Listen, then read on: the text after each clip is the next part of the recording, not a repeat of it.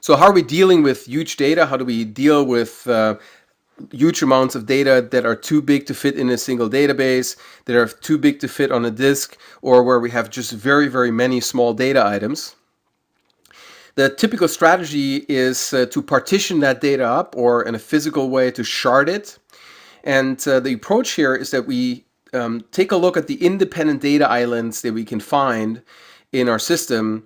And each independent data island and each class of individual data island is a candidate for creating partitioning around those.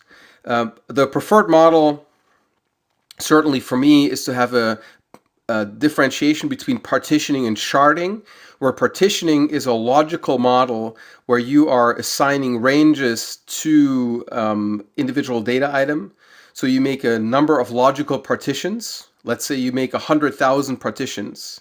And now you take your independent data item, let's say you take a customer, and that customer object has an ID. And from that ID, you derive a hash, and then you compute that hash down into one of the 100,000 partitions by some mathematical mechanism. Let's say you go and take the hash, and then you take the last several bytes of that hash, turn them into a number, and then you do a mod 100,000 operation that gives you a stable association between the customer ID and a partition number.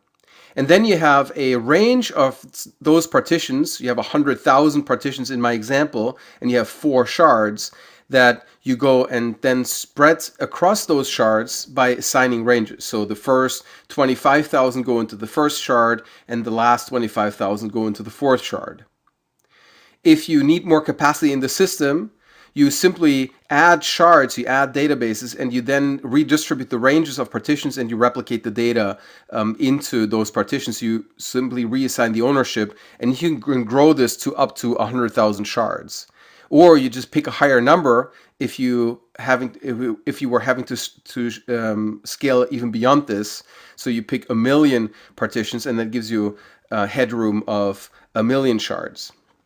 And if you end up having too much capacity, then you can go and consolidate, and you can go and make the number of partitions owned by that shard larger, and then consolidate it all down into fewer physical databases. So it gives you a very easy way to start out with a single database by having that single database, the single shard owning all those partitions, but then being able to go and spread out the load across multiple databases to grow beyond a single database once you have a mechanism like this, a partitioning model like this in place.